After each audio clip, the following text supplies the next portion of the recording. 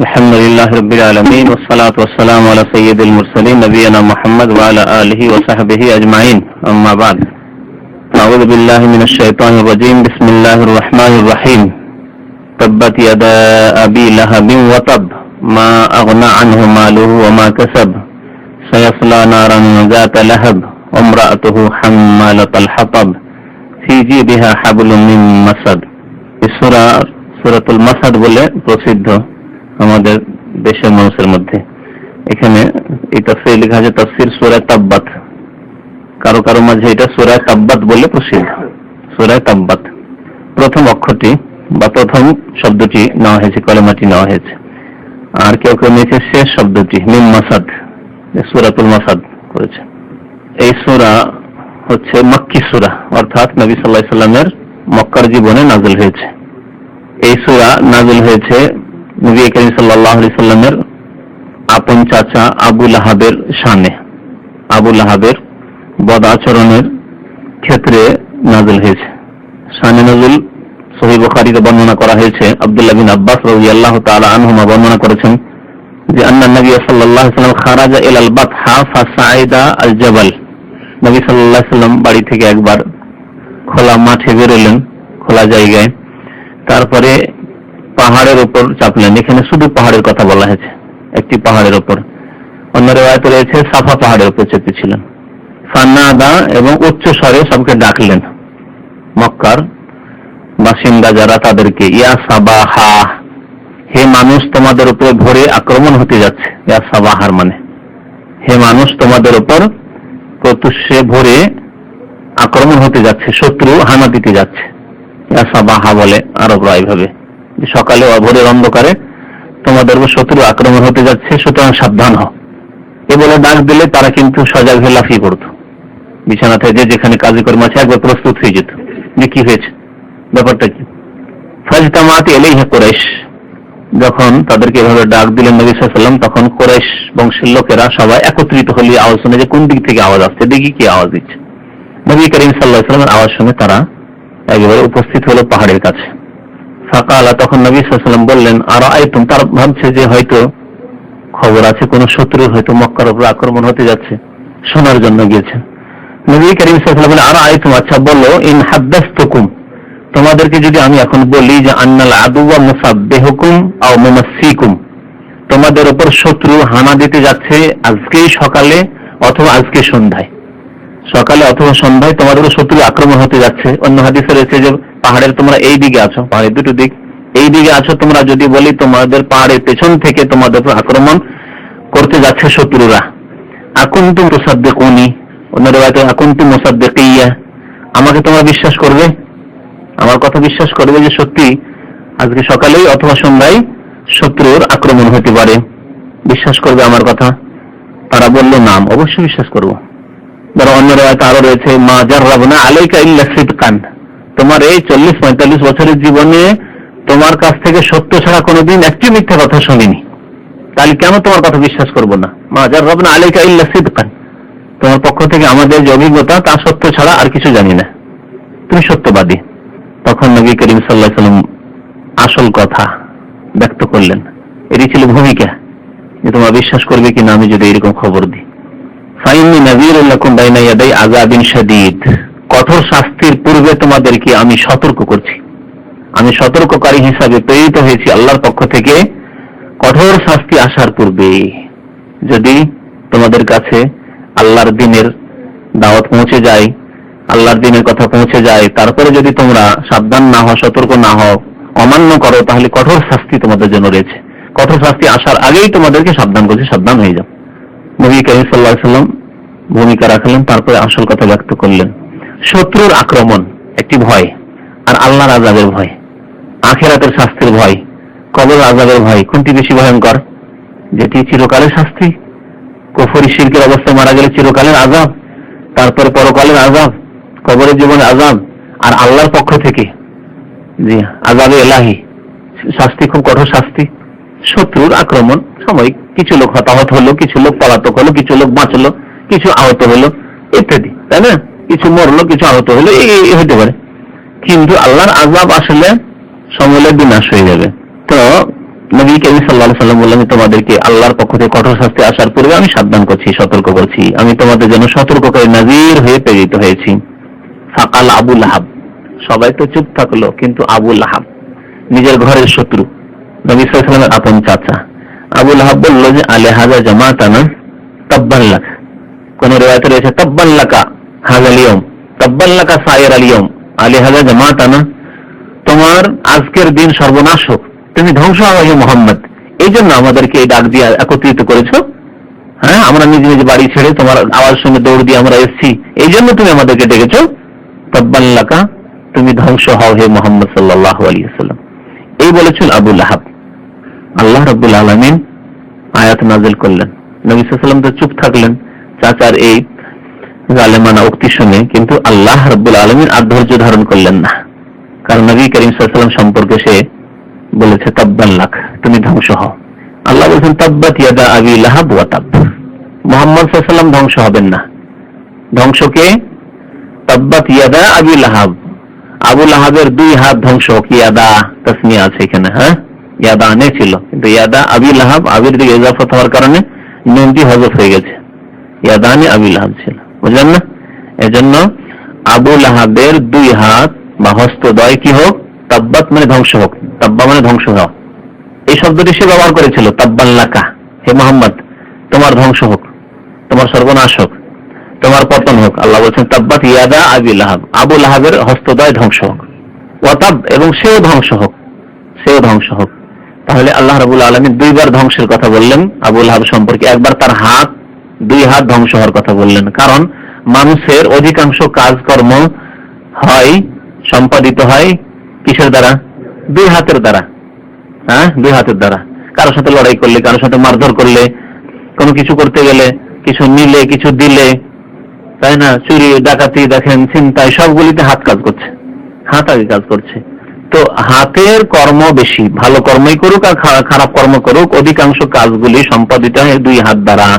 সেজন্য আল্লাহ রাব্বুল আলামিন আবু লাহাবের ক্ষেত্রে বলছেন আবু লাহাবের প্রথম দুই হাত ধ্বংস হোক, অতাব্বা, এবং সেও ধ্বংস হোক, এবং সেও ধ্বংস হোক। এই একটি তাফসীর, কোন কোন তাফসীরে পাবেন যে দুইবার তাব শব্দটি ব্যবহার হওয়ার অর্থ হচ্ছে এই। আর কেউ কেউ তাফসীর করেছেন আরেকটি, তা হচ্ছে তাব্বাত ইয়াদা আবি লাহাব মানে আবু লাহাব ধ্বংস হোক, আবু লাহাব ধ্বংস হোক। হাত বলে তার পুরো দেহকে উদ্দেশ্য করা হয়েছে। আরবি ভাষায় বা আমাদের ভাষা তো অনেক সময় শরীরের বিশেষ একটি অংশ বলে সেই ব্যক্তিকে উদ্দেশ্য করা হয়। আরবি ভাষাটা খুব বেশি হয়, হাতের ক্ষেত্রে হয়, চেহারার ক্ষেত্রে হয়। আর আমাদের ভাষায় চেহারার ক্ষেত্রে তো অবশ্যই হয়, চেহারা মুখমণ্ডলের ক্ষেত্রে খুব বেশি হয়। একজন লোককে দীর্ঘদিন না দেখলে বলেন, হ্যাঁ অনেকদিন পরে দেখেছেন, ও তোমার মুখটি অনেকদিন পরে দেখলাম, তোমার মুখটি অনেকদিন পরে দেখলাম, তোমার মোবারক চেহারা দীর্ঘদিন পরে দেখলাম, তোমার চেহারা দেখতে পাওয়া যায় না, এরকম তুলনা করে। তা আসলে চেহারা দেখার উদ্দেশ্য হয় না, তার গোটা দেহ, সেই ব্যক্তি উদ্দেশ্য। তারপরে কারোর উপর অসন্তুষ্টি থাকলে, শত্রুতা থাকলে ওর চেহারাই দেখতে ইচ্ছা করে না, বলে না, ওর চেহারাটি দেখতে ইচ্ছা করে না, তাহলে তোর হাত পা দেখতে ইচ্ছা করে নাকি, ওর পেট দেখতে ইচ্ছা করে নাকি, না ওই ব্যক্তিকে দেখতে ইচ্ছা করে না আসলে। তাহলে চেহারা বলে ওই ব্যক্তিকে উদ্দেশ্য করা, দেখেন আমাদের ভাষায় ব্যবহার হচ্ছে। তো কোরআনের ভাষায় এইরকম চেহারার ক্ষেত্রে হয়েছে, ওয়াবকা ওয়াজহু রাব্বিকা, আল্লাহর ওয়াজহ আছে, চেহারা আছে, কিন্তু শুধু আল্লাহ চেহারায় বাকি থাকবেন না, আল্লাহর সত্তা এখানে, আল্লাহ জাত।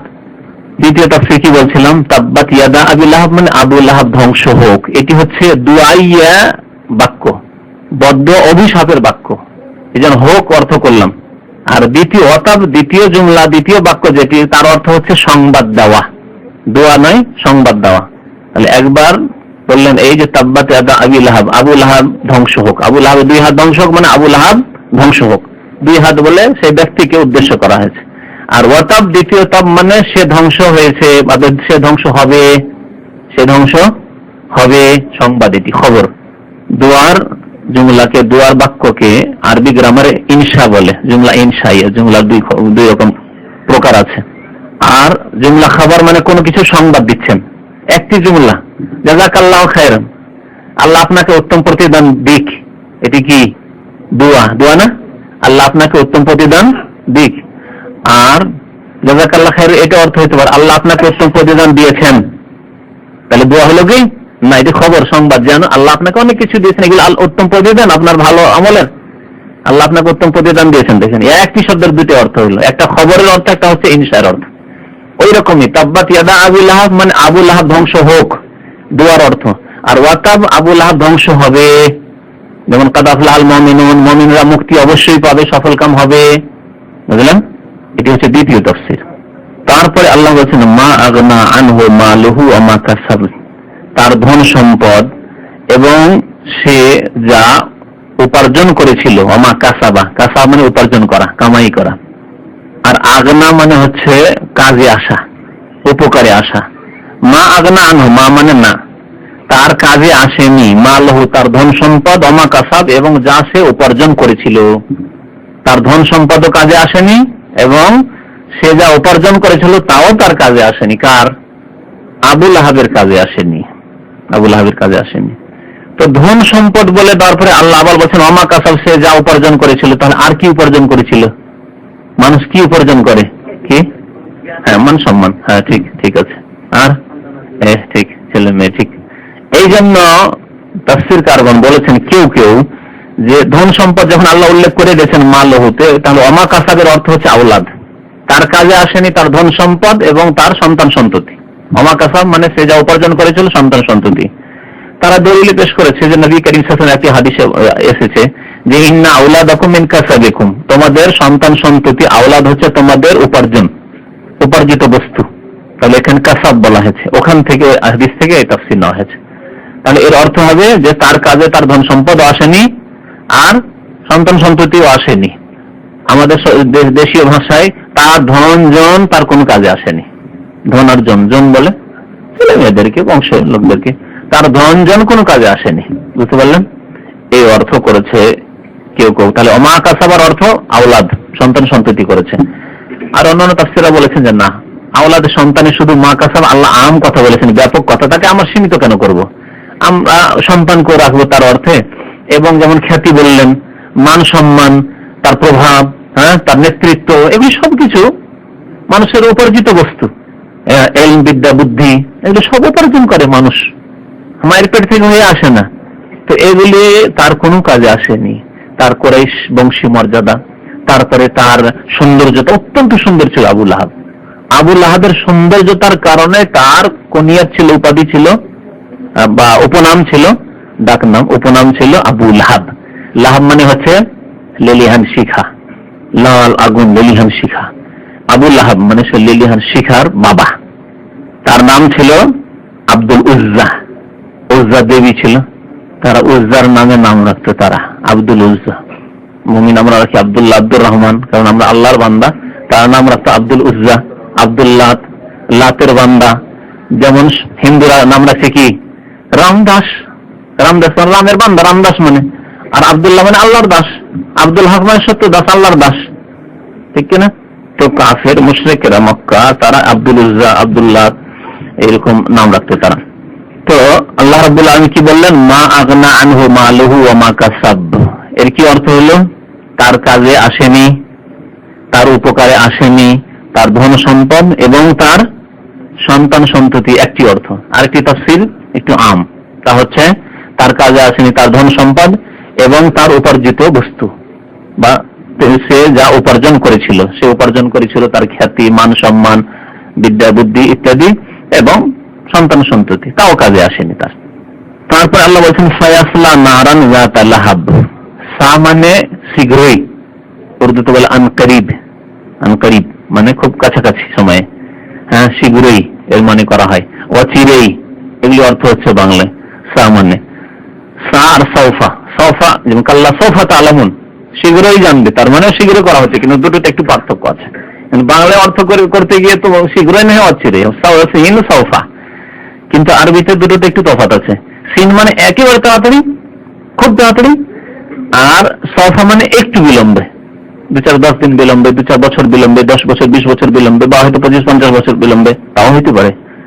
সেটাও শীঘ্রই, খুব তাড়াতাড়ি, অনতি বিলম্বে বলা যেতে পারে এইভাবে, কিন্তু অর্থ দুটো কাছাকাছি এরকম। শুধু ভাব অর্থের দিক দিয়ে মনে রাখবেন যে সিন মানে খুব শীঘ্রই, আর ওটাও শীঘ্রই, সফা মানে শীঘ্রই। তো এখানে সায়াসলা নারান আল্লাহ বলছেন, সেই ব্যক্তি প্রবেশ করবে। ইয়াসলা মানে হচ্ছে দাখিল হওয়া, ইয়াদখুলু সায়াসলা। তাসলা নারান হামিয়া, সূরা গাশিয়া আছে, ওখানে মুআন্নাসের সিগা হচ্ছে ইয়াসলা থেকে তাসলা, কারণ ওখানে আছে নাফসের কথা, তাই না? হালাতাকা হাদিসুল ওজুহুন, হ্যাঁ হালাতাকা হাদিসুল গাশিয়া ওজুহুন ইয়াউমাইযিন খাশিয়া আমালাতুন নাসিবা তাসলা নারান হামিয়া। ওজুহুন কিছু চেহারা, তো কিছু চেহারা যেহেতু জামা আছে আর জামা হচ্ছে মুআন্নাসের কায়েম মুকাম, সেজন্য সেখানে তাসলা শব্দ মুআন্নাস ব্যবহার করা হয়েছে। আর এখানে যেহেতু আবু লাহাব সেজন্য ইয়াসলা ওয়াহিদ মুযাক্কার গায়েব। সায়াসলা সেই ব্যক্তি শীঘ্রই প্রবেশ করবে নারান যাতা লাহাব, শিখা বিশিষ্ট আগুনে, শিখা বিশিষ্ট অগ্নিতে। নারান আর তার সিফাত হচ্ছে যাতা লাহাব, জাত মানে ওয়ালা বিশিষ্ট, আর লাহাব মানে হচ্ছে শিখা।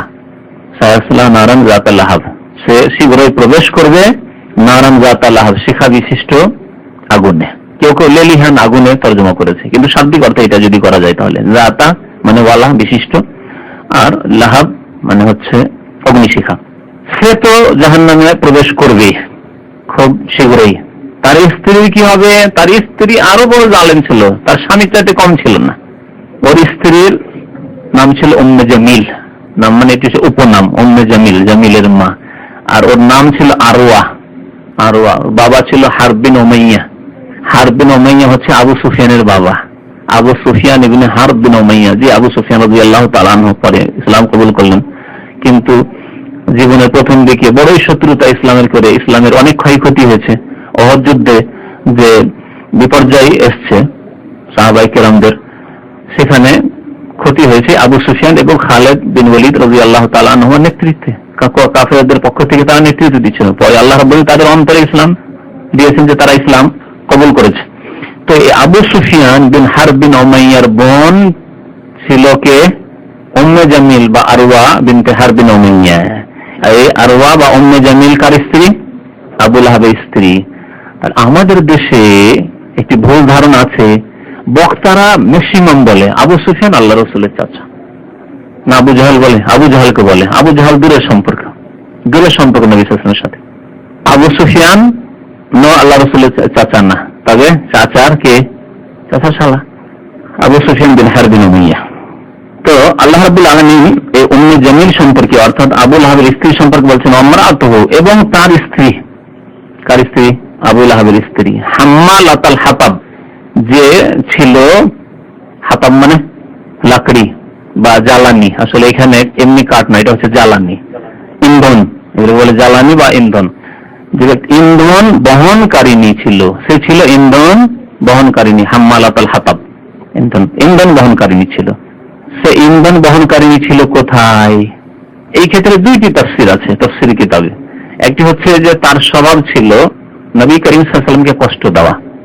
নবী সাল্লাল্লাহু আলাইহি ওয়াসাল্লাম কষ্ট দিবে কি দিয়ে? নবী সাল্লাল্লাহু আলাইহি ওয়াসাল্লাম যে কাবা শরীফে আসতেন রাস্তা দিয়ে, তো রাস্তায় কাঁটা ফেলে রাখতো, কন্টক যুক্ত ওইগুলো জ্বালানি গুলো ফেলে রাখতো, কাঠ ফেলে রাখতো বা লকড়ি ফেলে রাখতো। তো সে মক্কা থেকে বেরিয়ে দূরে চলে যেত, মাঠে চলে যেত, গলায় একটা রশি নিত, খেজুর রশি নিত, আর রশি নেওয়ার পরে রশি ঝুলাতে ঝুলাতে গলায় চলে যেত, যাওয়ার পরে ওই মাথায় করে বয়ে নিয়ে আসতো ওই কাঁটাওয়ালা লাকড়ি, ইন্ধন করে নিয়ে আসতো। নিয়ে আসার পরে ওই কাঁটাগুলিকে বিছিয়ে রাখতো নবী সাল্লাল্লাহু আলাইহি ওয়াসাল্লামের পথে, কিছু রিওয়ায়াত রয়েছে।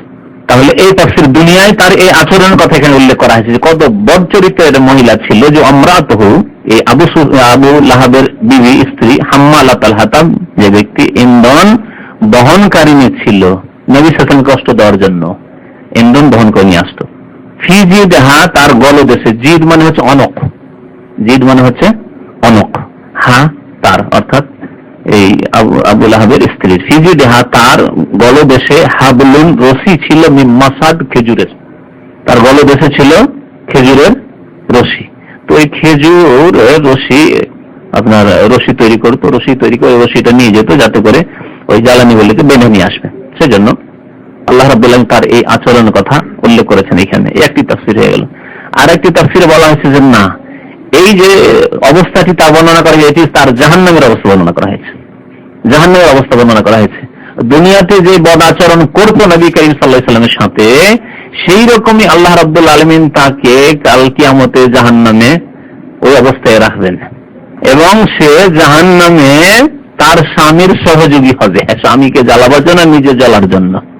আর এই অবস্থায় জ্বলতে থাকবে কি হাম্মালাতাল হাতাব, জাহান্নামের ইন্ধন বহনকারিনী হবে জাহান্নামে, আর ইন্ধন নিয়ে এসে এসে তার স্বামীকে জ্বালাবার জন্য সহযোগিতা করবে আর নিজেও জ্বলবে।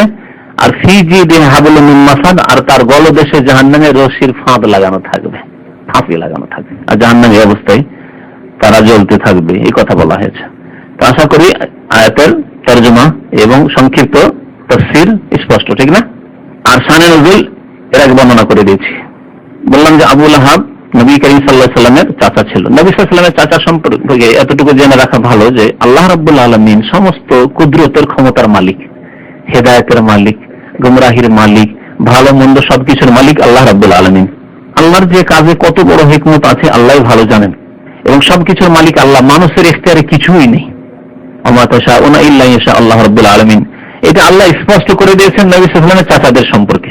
আর আল্লাহ যে প্রত্যেকের অন্তরের মালিক, হ্যাঁ, আল্লাহর হাতে বান্দার অন্তর কলব, এই কথা যে নবী করিম সাল্লাল্লাহু আলাইহি ওয়াসাল্লাম বলেছেন, এটাও অত্যন্ত স্পষ্ট। এই ক্ষেত্রে দেখুন নবী সাল্লাল্লাহু আলাইহি ওয়াসাল্লামের চাচাদের ইতিহাস। চাচারাকে আল্লাহ তিন ভাগে ভাগ করেছেন। আল্লাহ রাব্বুল আলামিন নবী সাল্লাল্লাহু আলাইহি ওয়াসাল্লামের চাচাদেরকে তিন ভাগে ভাগ করেছেন। কে বলতে পারেন তিন ভাগে ভাগ করেছেন? কেউ ঈমান নিয়ে এসেছে, চরম বিরোধিতা করেছে, গ্রহণ করেনি কিন্তু সহযোগিতা করেছে, চরম সহযোগিতা করেছে কিন্তু ঈমান নিয়ে আসেনি, ঈমানের তৌফিক হয়নি। ঈমান নিয়ে আসছে কয়জন? একজন, তিনজন, দুইজন হলো। আচ্ছা, একজন হলো বলুক হামজা রাদিয়াল্লাহু তাআলা আনহু, দুইজন হলো হামজা রাদিয়াল্লাহু তাআলা, তিনজন, তো দুটো হইলো। আর একজন কে? আর কে ইসলাম গ্রহণ করেছে? কি দুইজন, বাস, ঠিক আছে, তিনজন বলেছেন। তাহলে দুইজন ইসলাম গ্রহণ করেছে, কে? হামজা এবং আব্বাস রাদিয়াল্লাহু তাআলা আনহুমা। এই দুইজনের মধ্যে কে বেশি উত্তম যদি কেউ জিজ্ঞেস করে? হামজা রাদিয়াল্লাহু তাআলা উত্তম, কারণ নবী করিম সাল্লাল্লাহু আলাইহি ওয়াসাল্লাম তাকে আসাদুল্লাহ বলেছেন। সাহাবায়ে কেরাম বলেন দুইজনকে আসাদুল্লাহ বলেছেন নবী সাল্লাল্লাহু আলাইহি ওয়াসাল্লাম, হামজা এবং আলী রাদিয়াল্লাহু তাআলা। আসাদুল্লাহ, এবং তিনি সাইয়্যিদুশ শুহাদা। তার শাহাদাতে নবী করিম সাল্লাল্লাহু আলাইহি ওয়াসাল্লাম অত্যন্ত শোকে মর্মাহত হয়ে পড়েছিলেন। আল্লাহ রাব্বুল তাকে শাহাদাতে সম্মান দান করেছেন।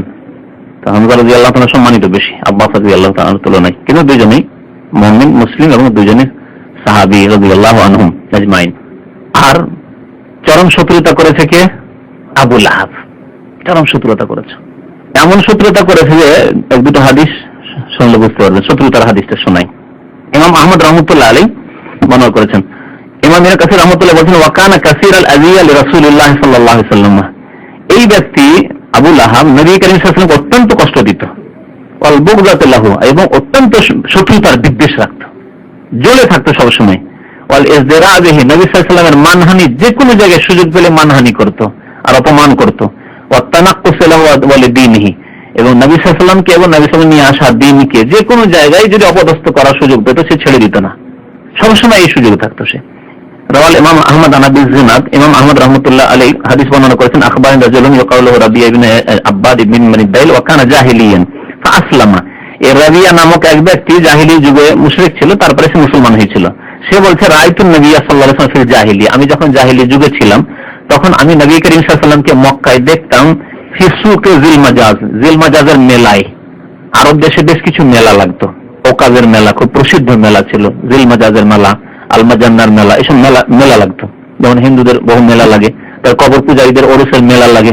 তো এগুলি সব বাতিলপন্থীদের মেলা হওয়াটা এটা হচ্ছে খুব পুরানো ইতিহাস। তারপর মেনায় আমরা ইবাদত বন্দী করি, জাহিলি যুগের লোকদের মেলা লাগতো ওখানে, মেনায় হজের পরে মেলা লাগতো। তো নবী সাল্লাল্লাহু আলাইহি ওয়াসাল্লামকে জাহিলি যুগে দেখেছি ফিসুকা জিল মাজাজ, জিল মাজাজের মেলায় দেখতাম। নবী সাল্লাল্লাহু আলাইহি ওয়াসাল্লাম মেলাতে যেতেন। তাহলে বোঝা গেল যদি ইসলামের দাওয়াত দেওয়ার সুযোগ সুবিধা কোথাও থাকে, যেখানে গ্যাদারিং আছে, লোকজন বেশি পাবো, তাহলে একথা চিন্তা করলাম যে এখানে মেলায় কেন যাবো আমি, সুযোগ বলে ওখানেও যেতে হবে। নবী সাল্লাল্লাহু আলাইহি ওয়াসাল্লাম যেতেন, এই মেলায় যেতেন। ওয়া ইয়াকুল, এবং লোকজনকে বলতেন যে এখানে সুযোগ পেয়েছি, বিভিন্ন এলাকার লোক। মক্কার কুরাইশরা আমি মানে না, কিন্তু মেলাতে তো বিভিন্ন গোত্র থেকে এসছে, কেউ নাজ থেকে এসছে, কেউ তেহামা থেকে এসছে, কেউ ইয়ামান থেকে এসছে, কেউ কোত্থেকে এসছে, কেউ কোত্থেকে এসছে। সুতরাং সুযোগ এখন বিভিন্ন দেশে এরাই আমার আওয়াজটুকু পৌঁছে দিবে, যারা একজন এসেছে, কেউ না কেউ তো ইসলাম গ্রহণ করবে, কারো অন্তরে তো আল্লাহ ইসলাম দেবে। তাই নবী সাল্লাল্লাহু আলাইহি ওয়াসাল্লাম এই সুযোগগুলি গ্রহণ করতেন। হজের মৌসুমে যেতেন মিনা, মুজদালিফা, আরাফায়। ওয়া ইয়াকুল, নবী সাল্লাল্লাহু আলাইহি ওয়াসাল্লাম বলতেন, ইয়া আইয়ুহান নাস, হে মানব সকল, কুলু লা ইলাহা ইল্লাল্লাহ তুফলিহু। নবী সাল্লাল্লাহু আলাইহি ওয়াসাল্লাম এইভাবে দাওয়াত দিতেন মানুষকে, হে মানব সকল, তোমরা বলো আল্লাহ ছাড়া কেউ সত্য মাবুদ নেই, তুফলিহু, তাহলেই তোমরা সফল কাম হয়ে যাবে, মুক্তি পেয়ে যাবে। ওয়ান নাস মুজতামিউনা আলাইহি, লোকেরা শুনতো কিন্তু, কারণ লোকের স্বভাব, ভালো বলেন আর মন্দ বলেন, নতুন কিছু কথা বললে মানুষ শুনবে, ঠিক না? নতুন কোন কথা বললে লোকজন অনেকে মানবে না, কিন্তু তামাশা দেখতে আসবে, তামাশা দেখতে আসবে। আমাদের দেশের রাজনৈতিক এইগুলো দেখছেন না, যে গ্যাদারিং গুলো, সভাগুলি, বিরোধীরাও আসবে, কি বলে দেখি, ওদের নেত্রী কি বলে দেখি, খেয়ে বলছে ওদের নেত্রী কি বলে দেখি, তামাশা দেখার জন্য আসে, যদি সবাই বাতিল তারা। তো কথা হচ্ছে যে অন্নাস মুজতামিউন আলাইহি, তার সাথে আমরা তুলনা করি না অবশ্যই নবী করিম সাল্লাল্লাহু আলাইহি সাল্লামকে বা হকের দাওয়াতকে। তো লোকেরা সব ভিড় ভাড় জমিয়েছিল, ওয়ারাআহু রাজুলুন ওয়াজিউল ওয়াজহি, কিন্তু পিছন দিক থেকে একজন অত্যন্ত সুন্দর আকারে, সুন্দর চেহারার মানুষ, আহওয়াল যু গাদিরাতাইন, তার বড় বড় চুল ছিল, ইয়াকুলু, সে বলতো ইন্নাহু সাবি কাযিব, এ হচ্ছে বেদিন। সাবি বলতো তারা বেদিনকে, বেধর্মীকে, বিধর্মী যে শব্দটি আমরা ব্যবহার করি, যার কোনো ধর্ম নেই, তাকে সাবি বলা হয়। ইন্নাহু সাবি, বাপদাদার দিন ছেড়ে দিয়েছে, পুরো বছর দিন ছেড়ে দিয়েছে, মানে সে বিধর্মী, বেদিন হয়ে গেছে। এ হচ্ছে বেদিন, বিধর্মী। আর কাযিব, মিথ্যুক। ইয়াতবাউহু হাইসু যাহাব, বলছেন এই রাবিয়া ইসলাম গ্রহণের পরে যে যেখানে নবী সাল্লাল্লাহু আলাইহি ওয়াসাল্লাম যান, ওখানে গিয়ে আবু লাহাব হাজির। চাচা এত দুষ্ট দুরাচার চাচা, যেখানে ভাতিজা গিয়ে ইসলামের কথা বলছে, লা ইলাহা ইল্লাল্লাহ, সেখানে গিয়ে এই কথা বলে, পেছনে পেছনে থাকে সে। ফাসাআলতু আনহু, তার সম্পর্কে আমি জিজ্ঞাসা করলাম যে এটা কে, এই যে পিছন থেকে বলছে, এ বলছে লা ইয়াকুলু লা ইলাহা ইল্লাল্লাহ তুফলিহু, আর এই পিছন দিক থেকে এই লোকটি সুন্দর লোক এসে বলছে ইন্নাহু সাবিউন কাযাবুন, এ বলছে কি এটা? লোকেরা বলল, মেলার লোকেরা, হাযা আম্মু আবু লাহাব, যারা চেনে মক্কা, হাযা আম্মু, এ হচ্ছে মুহাম্মদ সাল্লাল্লাহু আলাইহি ওয়াসাল্লামের চাচা আবু লাহাব, চাচা।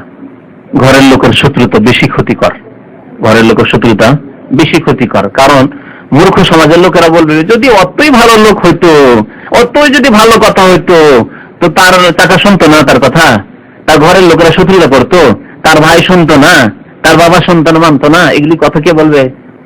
জাহেল, মূর্খ, শিক্ষিত লোকেরা। কারণ তারা কোরআন হাদিসের দলিল বুঝতে চায় না, আল্লাহ রাসূল কথা বুঝতে চায় না, তারা দেখতে চায় যে জনসংখ্যা কোনখানে বেশি, এইসব জিনিস দেখে। আসলে এইভাবে বিভ্রান্ত করতো লোকদেরকে আবু লাহাব। এই ছিল আবু লাহাবের শত্রুতা। ফাআনজালাল্লাহু তাআলা মা আগনা আনহু মালুহু ওয়া মা কাসাব, কি বলেছিল? আবু লাহাব বলতো তার স্বজাতিকে, বংশের লোকদেরকে বিভ্রান্ত করার জন্য, যে ইনকানা মা ইয়াকুলু ইবনু আখি হাক্কান, এটা আমার ভাতিজা, ও যদি সত্যিই কথা বলে যে তোমরা যদি আমার কথা না শোনো তাহলে তোমাদের জন্য আযাব প্রতীক্ষায় রয়েছে, শাস্তি আছে, এই কথা যদি মুহাম্মদ সাল্লাল্লাহু আলাইহি ওয়াসাল্লাম সত্যিই বলে, তাহলে আমার কাছে ধন সম্পদের অভাব নেই, অনেক টাকা পয়সার মালিক আমি, আর আমার সন্তান সন্ততি বংশের অভাব নেই, লোকজনের অভাব নেই, এদেরকে আমি আমার মুক্তিপণ হিসাবে এই ধন সম্পদ, টাকা পয়সা, আর আমার ছেলে মেয়েদেরকে মুক্তিপণ হিসাবে আল্লাহকে দিয়ে দেওয়ার, বলবো আমাকে মুক্তি, আযাব থেকে মুক্তি দাও। আমার ভাতিজা যদি সত্য কথা বলে, এটি যে হক হয়, ফাইনি আস্তাদি নাফসি ইয়াউমাল কিয়ামা, কিয়ামতের দিনে আমার নাফসকে, আমাকে আমি কি করব, ছাড়িয়ে নেব, ইয়াউমাল কিয়ামতের দিনে মিনাল আযাবিল আলিম, কঠোর শাস্তি থেকে, মালি ওয়া ওয়ালাদিহি, আমার ধন সম্পদ এবং আমার সন্তান সন্ততি দিয়ে। এই ঠাট্টা মজাক করে, কারণ বিশ্বাসই করেন এইসব কথাবার্তা, মুক্তিপণ হিসাবে দিয়ে দিয়ে আমি নিজে মুক্ত হয়ে যাব। ফাআনজালাল্লাহু তাআলা, এরই পরিপ্রেক্ষিতে আল্লাহ রাব্বুল আলামিন কি নাযিল করলেন? মা আগনা আনহু মালুহু ওয়া মা কাসাব, তার কাজে আসেনি আর আসবেও না তার ধন সম্পদ এবং যা সে উপার্জন করেছিল, সন্তান সন্ততি অথবা তার খ্যাতি, মান, সম্মান। ওয়া কাউলুহু তাআলা, এবং মহান আল্লাহর বাণী নাযিল হলো, সায়াসলা নারান যাতা লাহাব, শীঘ্রই সে প্রবেশ করবে লিলিহান আগুনে, যাতা লাহাবিন। উম্মে জামিল, কি বললাম উম্মে জামিল সম্পর্কে? তার নাম মনে আছে? তার নাম কি? আরওয়া। এই উম্মে জামিল সম্পর্কে হাফিজ ইবনে কাসির রাহমাতুল্লাহ আলাইহি বলছেন যে কানাত যাওজাতুহু মিন সাদাতি নিসায়ে কুরাইশ, কুরাইশের নেতার মেয়ে, অর্থাৎ নেতৃস্থানীয় পরিবার তার জন্ম। ওয়াহিয়া উম্মে জামিল ওয়া ইসমুহা আরওয়া বিনত হারব বিন উমাইয়া, ওয়াহিয়া উখতু আবু সুফিয়ান, আবু সুফিয়ানের বোন। ওয়া কানাত আউনান লিজাওজিহা আলা কুফরিহি ওয়া জুহুদিহি ওয়া ইনাদিহি, মানুষ যদি একা খারাপ হয় আর তার স্ত্রীটা যদি ভালো হয়, তাহলে এত খারাপ হতে পারে না, কারণ ওকে একটু লাগাম দিছে স্ত্রীতে। আর স্ত্রী বড় বড় মানুষকে অনেকটাই কন্ট্রোল করতে পারে, স্ত্রীর মধ্যে এই ক্ষমতা আছে। এরকম যদি স্ত্রী যদি খুব খারাপ হয় আর স্বামীটা যদি খুব ভালো হয়, তাহলে ওকে লাগাম দিতে পারে, যদি খানিকটা লাগাম দিতে পারে। আর দুইজনে যদি খারাপ হয়ে যায়, তাহলে সীমাহীন খারাপ, ওদেরকে আর কে লাগাম দেয়, বাধা দেয়? আল্লাহ ছাড়া, ঠিক না? তো আবু লাহাব আর উম্মে জামিল অবস্থাটা এরকম ছিল, দুইজনে দুষ্ট দুরাচার। বলছেন যে যেমন সে কুফরি এবং আল্লাহর দিনকে অস্বীকার করা এবং হঠকারিতার ক্ষেত্রে তার স্বামীর সে সহযোগী ছিল দুনিয়াতে, ওই রকম ফালেহাজা তাকুন ইয়াউমাল কিয়ামাতি আওনান আলাইহি ফি আযাবি ফি নারে জাহান্নাম, জাহান্নামের আযাবেও তার স্বামীর সাহায্যকারী হবে, তার স্বামীকে জ্বালাবার জন্য ইন্ধন বহনকারিনী হবে। ওয়ালিহাযা ক্বালা, এইজন্য মহান আল্লাহ ইরশাদ করেছেন হাম্মালাতাল হাতাব ফি জিদি হাবলুম মিন মাসাদ। তাহলে হাম্মালাতাল হাতাব ফি জিদি হাবলুম মিন মাসাদ দুইটি তাফসীর, একটা হচ্ছে দুনিয়ার অবস্থা বর্ণনা করা হয়েছে, দুনিয়ার কষ্ট দেওয়ার জন্য যে কাঁটাগুলি নিয়ে আসার রাস্তায় ফেলতো, আর একটা হচ্ছে তার জাহান্নামের অবস্থা এখানে বর্ণনা করা হয়েছে। তাহলে এর অর্থ হবে তাহমিলুল হাতাব ফাতুলকি আলা যাওজিহা লিয়াজদাদা আলা মা হুয়া আলাইহি ফীহি ওয়া হিয়া মুহাইয়াতুন লিযালিকা মুস্তাইদ্দাতুন লাহু। কিয়ামতের দিনে জাহান্নামে এইভাবে তার স্বামীর উপর নিয়ে এসে ইন্ধনগুলি ফেলবে আর জ্বলতে থাকবে তার স্বামী। আরেক দিনের ঘটনা এই উম্মে জামিলের, আবু লাহাবের বিবির ঘটনা শোনেন। আসমা বিনতে আবু বকর রাদিয়াল্লাহু তাআলা আনহা, কে? আবু বকর রাদিয়াল্লাহু তাআলা প্রথম খলিফার মেয়ে। তিনি বলছেন লাম্মা নাযালাত তাব্বাত ইয়াদা আবি লাহাব, আবু লাহাবের দুই হাত ধ্বংস হোক, এই আয়াত যখন নাযিল হলো তখন এই উম্মে জামিল মরিয়া হয়ে উঠেছে। আরে আমার স্বামী সম্পর্কে মোহাম্মদ বলে যে আবু লাহাব ধ্বংস হোক, ও বলছে মোহাম্মদ সাল্লাল্লাহু আলাইহি ওয়াসাল্লামের রচিত কথা, কোরআনের প্রতি তার বিশ্বাস রাখে না। আল্লাহ যে নাযিল করেছেন আর আযাব ইলাহি যে নাযিল হতে যাচ্ছে আসতে যাচ্ছে তার স্বামীর উপর, তার উপরই কথা, তো আর সে এতদূর পৌঁছতে পারছে না। সে হচ্ছে মোহাম্মদ সাল্লাল্লাহু আলাইহি ওয়াসাল্লাম এত বড় কথা বলেছে নিজের চাচা সম্পর্কে, আমার স্বামী সম্পর্কে, কুরাইশের একজন নেতা আবু লাহাব আমার স্বামী, তার সম্পর্কে। আকবারাতুল আওরা উম্মে জামিল, উম্মে জামিল হাতে পাথর নিয়ে আর রাগে ফুলতে ফুলতে এগিয়ে আসছে যে কোথায় মোহাম্মদকে পাই, মারবো। ওয়াহিয়া তাকুল, এবং একটি কবিতা আবৃত্তি করছিল সে, মুজাম্মামান আবাইনা, মুজাম্মামান মানে নিন্দুক ব্যক্তি, নিন্দুক বলে না, প্রশংসনীয়ের বিপরীত, প্রশংসনীয় যার প্রশংসা করা হয়, আর ওর বিপরীত হচ্ছে নিন্দনীয়, না নিন্দনীয়। মুজাম্মামান আবাইনা, নিন্দনীয় ব্যক্তিকে অস্বীকার করেছি আমরা, ওয়াদীনাহু কালাইনা, তার দিনকে আমরা ঘৃণা করি। অর্থাৎ মুহাম্মদ সাল্লাল্লাহু আলাইহি ওয়াসাল্লামের নাম মুহাম্মদ বলতো না, জানেন আল্লাহ নাম রেখেছেন মুহাম্মদ, আর তারা বলতো মুজাম্মাম। নবী করিম সাল্লাল্লাহু আলাইহি ওয়াসাল্লাম একবার হাসছেন আর বলছেন যে আলহামদুলিল্লাহ, তারা মুজাম্মাম বলে গালি দেয়, তো মুজাম্মামকে গালি লাগে, আমাকে তো লাগে না। হ্যাঁ, কেন? তারা তো মোহাম্মদকে গালি দেয় না, আমার নাম তো মোহাম্মদ, আল্লাহ সাম্মানি মুহাম্মাদান, আল্লাহ আমার নাম মোহাম্মদ রেখেছে, আর তারা মুজাম্মামকে গালি দিচ্ছে, ঠিক না? নিন্দনীয় ব্যক্তিকে গালি দিচ্ছে, আল্লাহ প্রশংসনীয় আমার নাম রেখেছেন মুহাম্মদ। মুজাম্মামান আবাইনা, মুজাম্মাম নাম রেখেছিল, খারাপ নাম, যাকে পছন্দ করে না তার খারাপ নাম রাখে, এটি হচ্ছে মানুষের বদ স্বভাব। হ্যাঁ, ভালো নাম দিয়ে তাকে ডাকে না, ঠিক না? এইরকমই যারা কোরআন এবং হাদিসের সত্য দিনের অনুসারী আজকালকার জামানায়, তাদেরকে ইংরেজরা আর কবর পূজারীরা, পীর পূজারীরা, তারা ওয়াহাবি বলে মনে করেছিল, আমরা খারাপ নাম দিয়ে দিলাম তাদের। কিন্তু আল্লাহ রাব্বুল আলামিনের হিকমতের কারখানা এত সুন্দর যে তাদের নামটাকে আল্লাহর নামের সাথে পাল্টিয়ে দিয়েছে। তারা খারাপ নাম দিতে পারেনি। ওয়াহাবি মানে আল্লাহওয়ালা, আল্লাহ 99টা নামের মধ্যে একটি নাম হচ্ছে ওয়াহাব, তো তারা নাম খারাপ দিতে চেয়েছিল। রহস্য জানেন ওয়াহাবি নাম কেন দিল? তারা ভাবলো যে আসলে তো তারা ভালো করেই জানতো যে যিনি সংস্কারক, যিনি মুজাদ্দিদ, আর যিনি তাদের শত্রু তার নাম মুহাম্মদ। কারণ মোহাম্মদ বিন আব্দুল্লাহ, আব্দুল্লাহের ছেলে, আর আব্দুল্লাহ যে মোহাম্মদ, ইমাম মোহাম্মদ বিন আব্দুল্লাহের পিতা আব্দুল্লাহ, আব্দুল্লাহ তো হাম্বলি মযহাবের লোক ছিলেন, এবং তিনি ছেলেকে বারবার করে নিষেধ করতেন, বাবা ওইসব ঝামেলায় যেও না, আমি বুঝছি তোমার কথা বলি ঠিক, কিন্তু ওইসব ঝামেলা আমি যাইনি, তুমি যাও না, যাইতে হবে না, চুপচাপ থাকো, বাড়িতে বসো। আপনিও দেশে গেলে এরকম হয়তো বলবে, আপনার বাবা বলবে, মা বলবে, বাবা ঝামেলা যাস না, যে যা করছে করতে দে, চুপ থাক তুই, ঠিক না? তাহলে এই ভূমিকা ছিল আব্দুল্লাহের। তারপরে ওয়াহাবি কেন নাম দিল? তারা ভাবলো যে এদেরকে মুহাম্মদি বলবো, যদি নাম দিতে হয় যে মোহাম্মদ আব্দুল্লাহের তারা অনুসারী, তাহলে মোহাম্মদের নাম দিতে হয়। হ্যাঁ, সূক্ষ্ম নাম হচ্ছে কি মোহাম্মদি, মোহাম্মদের নাম দিয়ে দিব, তাহলে তো মোহাম্মদ সাল্লাল্লাহু আলাইহি ওয়াসাল্লামের সাথে তারা পেয়ে যাবে, সম্পর্ক পেয়ে যাবে। আর আমরা তো চাই না যে মোহাম্মদ সাল্লাল্লাহু আলাইহি ওয়াসাল্লামের সাথে তার সম্পর্ক হোক। এটা হচ্ছে কবর পূজারীদের থিওরি, এটা হচ্ছে ইংরেজ জালেমদের থিওরি, এই ব্রিটিশের থিওরি। কথা বলতে পারছেন? এই দুই দল একটা রাজনৈতিক দল এই ইংরেজরা, আর একটি হচ্ছে কবর পূজারীরা, বিদাতীদের লক্ষণ। তো মোহাম্মদ থেকে মোহাম্মদী নাম রাখতে তারা মোটেই তৈরি হলো না। তখন কি করলো? নাম রাখা যাক ওয়াহাবি। কিন্তু ওয়াহাবি নাম রেখেও তা খারাপ নাম দিতে পারলো না, আল্লাহর নাম দিয়ে দিল। ওয়াহাব মানে আল্লাহওয়ালা, রব্বানি, রব্বানি রব থেকে, রব্বানি মানে আল্লাহওয়ালা, ঠিক না? ওলামায়ে রব্বানি, হাক্কানি মানে হকওয়ালা, আল্লাহওয়ালা, আল্লাহ 99 নামের এক নাম হক। তো এরকমই ওয়াহাবি, খারাপ নাম দিতে পারেনি তারা। নবী করিম সাল্লাল্লাহু আলাইহি ওয়াসাল্লামের তারা নিন্দা যখন করতো, কুৎসা গাইতো, তখন মুজাম্মাম বলে ডাকতো। মোহাম্মদ বলো, প্রশংসিত বলবো লোকটিকে, এত ঘৃণা করে ওরকম মোহাম্মদ বলবো না, মোজাম্মাম। ওদেরকে ওই যে মোজাম্মাম যাচ্ছে, দেখো মোজাম্মাম মোজাম্মাম মোজাম্মামান আদাই না, এই মোজাম্মামকে অস্বীকার করেছি, মানে মোহাম্মদকে অস্বীকার করেছি। দুই নাহু কালাই না, তার দিনকে ঘৃণা করি। অমা কালা মামাদ্দা কারাদক অমা কালা, কালা মানে শত্রুতা রাখা, বিদ্বেষ রাখা। তার দিনের সাথে আমরা শত্রুতা বিদ্বেষ রাখি। ও আমরহু আসাই না, আর তার আদেশের আমরা বিরুদ্ধাচরণ করি, নাফরমানি করি, অমান্য করি, মানবো না। কে বলছে? উম্মে জামিল। রাসূলুল্লাহ জালিসুন ফিল মসজিদে, মসজিদে হারামে নবী সাল্লাল্লাহু আলাইহি ওয়াসাল্লাম বসেছিলেন। পাথর নিয়ে আসছে কাকে মারার জন্য? নবী করিম সাল্লাল্লাহু আলাইহি ওয়াসাল্লামকে মারার জন্য। ও মাহু আবু বকর, আল্লাহ রাসূলের সাথে আবু বকর বসে আছেন।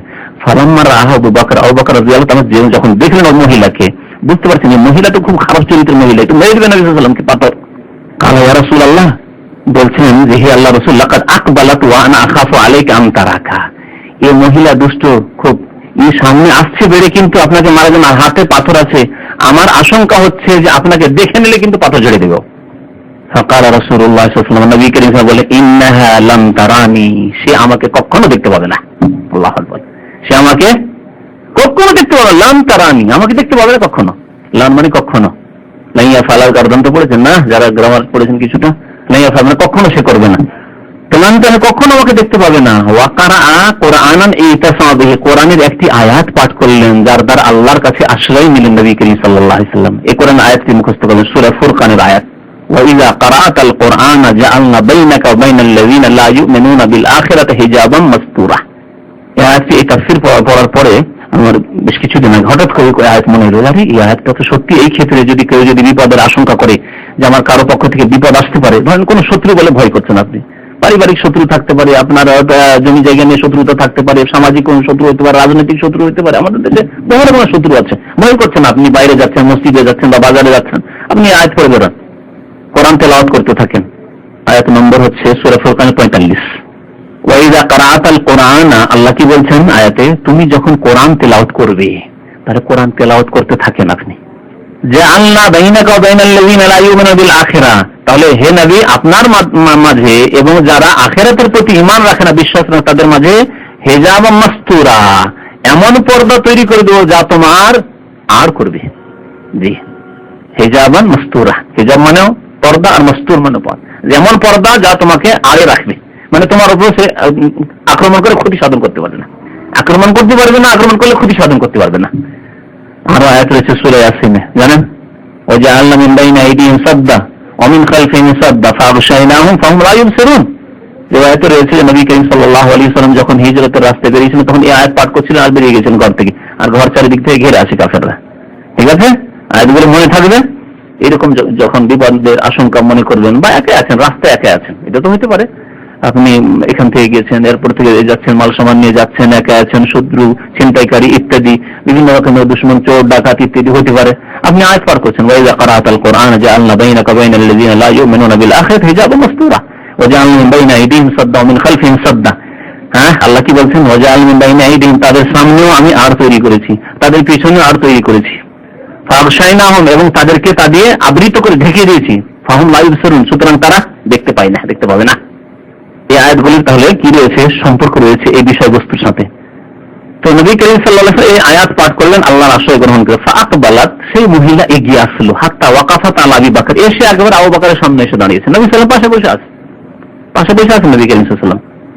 তারপরে সে মহিলা বলছে, ইন্নী উখবিরতু আন্না সাহিবাকা হাজানি, আমাকে জানানো হয়েছে বা আমি জানতে পেরেছি যে তোমার সঙ্গী আমার কুৎসা গাইছে নাকি, তোমার সঙ্গী আমার কুৎসা গাইছে, মানে আমরাতুহু হাম্মালাতাল হাতাব, আমরাতুহু হাম্মালাতাল হাতাব, আর তার স্ত্রী যে ইন্ধন কোরআনী হবে, ইন্ধন বহনকারিনী হবে, এটিকে সে কুৎসা ধরেছে। আর তার স্বামীর ধ্বংসের কথা আল্লাহ কোরআনে উল্লেখ করেছেন, তোমার সঙ্গী এগুলি কথা বলছে। ফাকাল আল্লাহ, আবু বকর সিদ্দিক রাদিয়াল্লাহু বলছেন, না না না, কোথায় তোমার কুৎসা গিয়েছে, এটি কুৎসা নয়, আল্লাহর কোরআনের আয়াত নাযিল হয়েছে, এটি কুৎসা কেন হবে।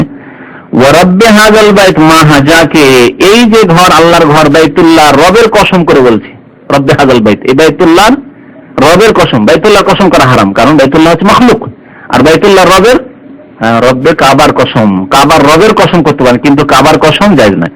কাবার রবের কসম করে বলছি, মা হাজাকে, তোমার কুৎসা গাননি নবী করিম সাল্লাল্লাহু আলাইহি ওয়াসাল্লাম ফাওয়াল্লাত, ফিরে যাচ্ছে সে। ওয়াহিয়া তাকুল, আর সে বলছে কাদ আলিমাত কুরাইশ আন্নী ইবনাতু সাইয়্যিদাহা, কুরাইশ বংশের লোকেরা সবাই জানে যে আমি কুরাইশের নেতার মেয়ে, কুরাইশ বংশের নেতার মেয়ে আমি। কাল ওয়াকাল আল ওয়ালিদ ফি হাদিসিহি আও গায়রুহু ফাআসারাত উম্মে জামিল ফি মিরতিহা, হঠাৎ করে উম্মে জামিল এই দুষ্ট নারী সেখান থেকে ফিরে যাচ্ছিলেন আর আছাড় খেয়ে পড়ল, কাপড়ে একটু বেশ লেগে গিয়ে আছাড় খেয়ে পড়লো। ওয়াহিয়া তাতুফু বিল বাইত, বাইতুল্লাহর তওয়াফ করছিল, সে সময় আছাড় খেয়ে পড়লো। তারা তো জাহিলি যুগ সে মূর্তিগুলির তওয়াফ করতো, কারণ মূর্তি রাখা আছে ওখানে, কাবার তওয়াফ করতো মানে মূর্তির তওয়াফ করতো। ফাকালা তায়েসা মুজাম্মাম, সে বলছে তায়েসা মুজাম্মাম মানে কে? হ্যাঁ, মুহাম্মদ সাল্লাল্লাহু আলাইহি ওয়াসাল্লাম ধ্বংস, মুহাম্মদ সাল্লাল্লাহু আলাইহি ওয়াসাল্লামের নাম তার দিয়েছিল মুজাম্মাম। ফাকালাত উম্মে হাকিম বিনতে আব্দুল মুত্তালিব, উম্মে হাকিম বিনতে আব্দুল মুত্তালিবের মেয়ে উম্মে হাকিম, তাই নবী করিম সাল্লাল্লাহু আলাইহি ওয়াসাল্লামের কি হয়? সে বলছে ইন্নী লা হাসানুন, আমি সতী নারী, ফামা উকাল্লিম, এই সম্পর্কে আমি কিছু বলবো না। তো সে ইসলাম গ্রহণ করেনি, কিন্তু ভাতিজা সম্পর্কে তিনি কোনো কথা বলতে চাইলেন না। তো এই হাদিস দ্বারা বোঝা গেল যে নবী করিম সাল্লাল্লাহু আলাইহি ওয়াসাল্লামকে মারার জন্য, নবী সাল্লাল্লাহু আলাইহি ওয়াসাল্লামের ক্ষয়ক্ষতি করার জন্য কাফেররা বহুবার চেষ্টা করেছে, কিন্তু কামিয়াব হতে পারে না। হলে দীর্ঘ 13 বছর থেকেছেন নবী সাল্লাল্লাহু আলাইহি ওয়াসাল্লাম কাফেরদের মাঝে, আল্লাহর খাস হেফাজত, যে কাফেররা কিছুই করতে পারেনি। শেষ মুহূর্তে যখন আবার প্রাণ থেকে শেষ করে দেও, বাড়ি ঘেরাও করেছে, তখন আল্লাহর স্পেশাল হেফাজত দিয়ে সেখান থেকে উঠিয়ে নিয়ে এসে মদিনায় সহিহ সালামতে পৌঁছে দিয়েছেন নবী করিম সাল্লাল্লাহু আলাইহি ওয়াসাল্লামকে। তো এই ছিল সূরা তাব্বাত বা সূরা মাসাদ সম্পর্কে তাফসীর। আল্লাহ যেন আমাদেরকে নেক আমলের তৌফিক দান করেন, কোরআন কারীম বুঝার এবং তার প্রতি আমল করার জন্য আল্লাহ তৌফিক দান করেন। আল্লাহ যেন আমাদের গুনাহ খাতা মাফ করেন, সত্য পথে চলার জন্য আল্লাহ তৌফিক দান করেন। আমিন। সাল্লাল্লাহু আলাইহি ওয়া সাল্লাম মুহাম্মদ ওয়া আলা আলিহি ওয়া সাহবিহি আজমাইন।